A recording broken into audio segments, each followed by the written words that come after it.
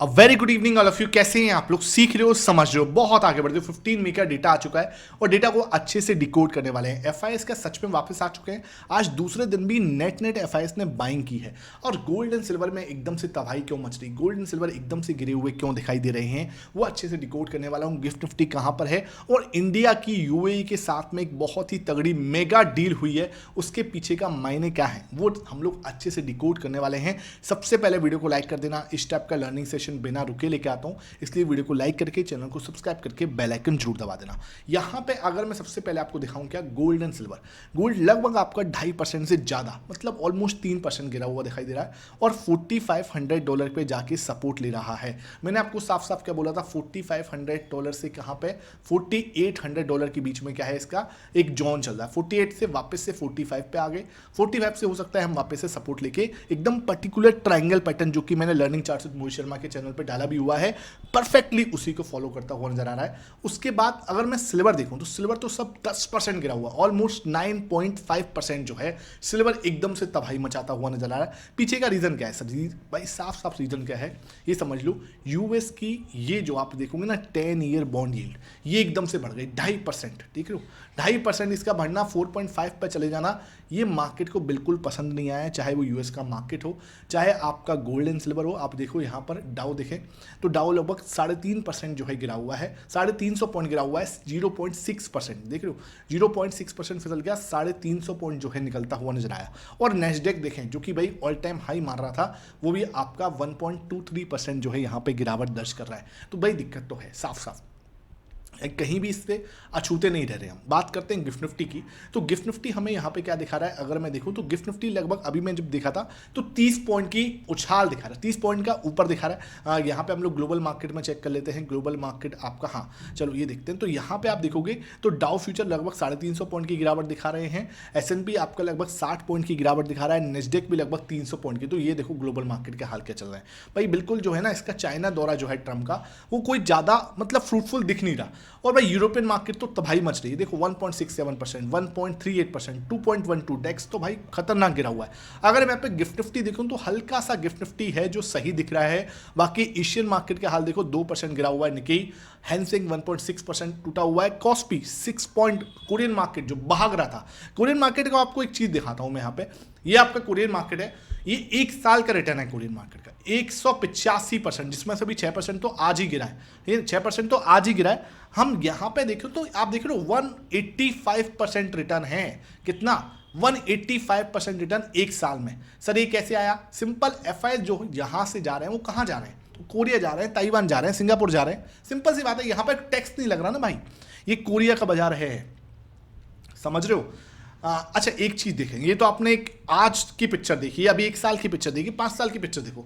5 साल की पिक्चर देखो तो सिर्फ 137% रिटर्न है। समझे बात को? कहने का मतलब क्या कि यहां पे 2022 से लेके इस लेवल के बीच में कितना तगड़ा कंसोलिडेशन था। जो लोग अभी बहुत ज्यादा निराश हो चुके हैं इंडियन मार्केट को देख के, मैं आपको निराश होने की, भाई ठीक है भाग रहा है, अच्छी बात है, कोई ना कोई प्रॉब्लम्स हैं। मैं ये नहीं कह रहा कि भाई यहाँ पे ऐसे मत समझना प्रॉब्लम्स नहीं है। मैं किसी उस पर्टिकुलर पॉइंट से बात नहीं कर रहा। यूएस हमारा, यूएसडी आईएनआर हमारा देखो रुपया बहुत टूट रहा है। मैं सबसे पहले बात करता हूँ यूएसडी आईएनआर 6.7 के पास में, हाँ सॉरी 07 के पास में हम लोग पहुँच गए। तो बहुत जल्दी 100 की बात भी चल रही है कि 100 भी आ जाएगा। तो सिचुएशन डेफिनेटली हमारी ठीक नहीं है ना। लेकिन आपको समझना पड़ेगा ये रेंज में ये भी फंसा था और हो सकता है इसी तरीके का ब्लास्टिंग मूव आपको आने वाले समय में निफ्टी के अंदर भी देखने को मिले। क्योंकि देखो मार्केट्स ना ऐसे नहीं भागते, मार्केट्स ऐसे नहीं भागते। मार्केट कई बार बहुत थका देते हैं, बहुत ज़्यादा थका देते हैं, बहुत ज़्यादा परेशान कर देते हैं, उसके बाद भागते हैं। This is the main example आपके सामने है, कोरियन मार्केट साफ दिख रहा है आपके सामने। ठीक है, तो ये मैं आपको दिखाना इसलिए चाहता था कि आपको पता लगे कि चीज़ें होती हैं। यहाँ पे अगर मैं यहाँ पे अभी दिखाऊं आपको तो एफआईएस ने मई मंथ के अंदर लगभग 19,000 का बेचा है, अप्रैल में 71,000 का, मार्च में तो तबाही मचाई थी। लेकिन ये तो चलो मान लो सेटलमेंट हो गया। यहाँ देखो भाई तगड़ा बेच रहे हैं, ऐसा कोई कमी नहीं है बेचने में, है ना। ये मैं मंथ वाइज आपको डेटा दिखा रहा हूँ, तो ये डेटा आपके सामने साफ दिख रहा है। बात करते हैं सर यहाँ पे कौन सी डील हुई है। पीएम मोदी गए यूएई के दौरे पर और India science defence gas supply and strategic oil reserve pact with Abu Dhabi. यहाँ पे क्या यूएई के साथ में डील हुई है डिफेंस में, है ना, और गैस सप्लाई के अंदर और स्ट्रेटेजिक ऑयल रिजर्व के ऊपर। इससे क्या होगा, थोड़ा हमें एज मिलेगा कि हाँ यार चलो ठीक है, हम यहाँ से ऑयल ले सकते हैं। ठीक है भाई, हमारा क्या है, ईरान के साथ थोड़ा सा ऑयल अटक रहा है अभी इस समय पे, तो ईरान से हमारा ऑयल नहीं आ रहा, तो हो सकता है कुछ सिस्टम पानी बना के, है ना, कोई एक पाइपलाइन बिछा के, कुछ सिस्टम बना के यहाँ से हमें जो है गैस सप्लाई थोड़ा आना स्टार्ट हो जाए। तो ये डील एक मेगा डील है, अच्छी डील है, जिसके लिए पीएम मोदी आज गए हुए थे। हो सकता है और अच्छे कुछ डेवलपमेंट्स यहाँ पे आते हुए नजर आए वीकेंड्स पे। तो ये अच्छा चीज़ हमें हमारे देश के अंदर हुई है, बड़ी अच्छी है। ठीक है, यूएसडी आईएनआर देखें 95.82, बहुत बड़ा डिस्टर्ब पॉइंट है हमारे लिए, बहुत बड़ा पेन पॉइंट है हमारे लिए। इससे इसका कुछ हल ढूंढना पड़ेगा। मेरे से कोई पूछा था सर इसका हल क्या हो सकता है, भैया इसका हल सिंपल है ना, आप कुछ ऐसा डेवलप कर दो। हमारा भाई हम 150 करोड़ लोग हैं, ठीक है, सिंपल आप समझना, ठीक है, 150 करोड़ लोग हैं, लेकिन हमारे पास कोई भी ऐसा प्रोडक्ट नहीं है, कोई भी ऐसा प्रोडक्ट नहीं है जो पूरे दुनिया के पास मतलब उसकी डिमांड हो।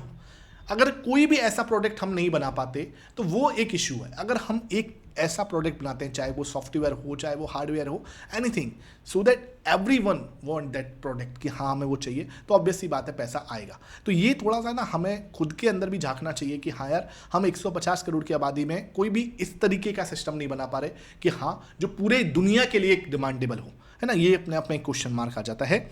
अगर मैं बात करूं कच्चे तेल की, यहाँ पर कच्चा तेल आपका $109 चला गया है भाई, साफ सी बात है। बात तो चल रही है कि हाँ भाई इनके बीच में डील हो सकती है, चाइना के अंदर अच्छी डील हो सकती है, बहुत सारी बातें चल रही है, स्टेट ऑफ हार्मोस को ओपन करवाने की बात चल रही है, लेकिन ये भाई सब शांत नहीं होते। जब तक ये भाई सब शांत नहीं होंगे कुछ नहीं होगा। सिंपल आपको बता दूं, $109 पे इसका जाना, रुपया टूटेगा ही, कोई और रास्ता ही नहीं है।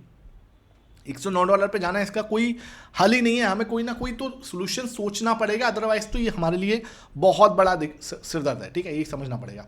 बात करते हैं कैश मार्केट की डेटा की यहाँ पर। तो कैश मार्केट में आज फाइनली दूसरे दिन 187 करोड़ का कल खरीदा था, आज भी इन्होंने नेट 1329 मतलब कि लगभग आपका 1329 करोड़ की खरीदारी की है। ये कैश मार्केट की है। इतनी ही लगभग आपको किस में की है, इंडेक्स फ्यूचर में। स्टॉक फ्यूचर में कुछ दिन से खरीदारी कर रहे थे, आज बिकवाली कर दी है। तो नेट आप कुछ देखोगे तो 1400 करोड़ के आसपास की कुछ नेट खरीदारी है। तो सही यार, बढ़िया दिख रहा है। तो मतलब चलो अच्छी बात है। क्या इससे खुश होना है सर? क्या इससे हम ये उम्मीद करें कि एफआईएस आ जाएंगे? इतनी जल्दी मत करो भाई, ऐसा कुछ नहीं हो गया भाई। रुपया हमारा लगातार टूट रहा है, कच्चा तेल लगातार बढ़ रहा है, ऐसा कुछ नहीं है। 1-2 दिन 3 दिन से बाइंग से नहीं होगा भाई। अच्छी बाइंग आनी चाहिए, कंसिस्टेंटली आनी चाहिए, तब जाके हम बोल सकते हैं। ये कोई बाइंग नहीं है, समझ लो बात को, ठीक है। इससे कुछ ज़्यादा खुश मत होना। इसके सामने 1958 करोड़ का किसने बेचा है? डीएस ने। इससे ज़्यादा तो डीएस बेच चुके, ठीक है भाई। इंडिया विक्स से 1% बढ़ के आया है। निफ्टी आपका 0.2% टूटा है आज, लगभग 40 पॉइंट की गिरावट। और सेंसेक्स आज 160 पॉइंट गिर के बंद हुआ है, लगभग 0.2% की गिरावट के साथ में। डेटा दिखा देते हैं सर, डेटा में क्या हुआ है। डेटा में अगर देखें तो आपके सामने यहाँ पे क्या आया, कौन खरीदारी करते हुए नजर आए। आज सिर्फ और सिर्फ खरीदारी की है एफआईएस ने, 0.57% पे खरीदा है, 12.46 पे पहुंचे हैं। तो ठीक है, 12.43 ओके है, बहुत ज़्यादा नहीं है अभी इनके पास, फिर भी जगह बहुत सारी है। इनका हाईएस्ट लेवल जाता है 22% के पास में, और अभी तक का जो 10 महीने का हाई है वो है 26%। समझ रहे हो बात को? 10 महीने का हाई है ये 26%। तो ये बहुत दिक्कत है। और लो कहाँ पे चले जाता है, इनका 4% के आसपास भी लो गया था। तो ये आपको समझना पड़ेगा। तो अभी क्या पे हम 12% पे, ओके है, ठीक है, ओके, कोई ज़्यादा टेंशन वाली बात नहीं। अच्छा, इन्होंने खरीदारी की है, तो इन तीनों खिलाड़ियों ने क्या है, अपना प्रॉफिट बुकिंग की है। बहुत ज़्यादा नहीं, बहुत ही नाम मात्र। 0.13% डीएस ने बेचा है और 0.87% आपके प्रो ने बेचा है। तो अब हमें यहाँ पे क्या सोचना है, कुछ भी अलग नहीं सोचना। सिंपल जैसा हमारा प्लान था, 62 पे है, अभी 65 तक जा सकता है, कोई बड़ी बात नहीं है।